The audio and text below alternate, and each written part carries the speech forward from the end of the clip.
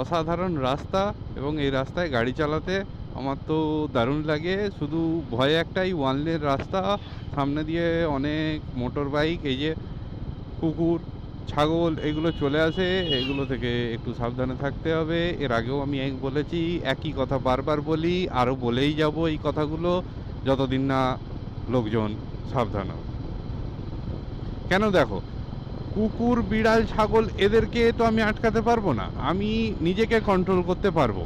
ওই জন্য সবাইকে একই কথা বারবার বলে দিই, রাস্তাঘাটে বেরোলে এইগুলো যেন খেয়াল রেখে রাইডটা করা হয়। রাইডটা খুব ভালো হয়।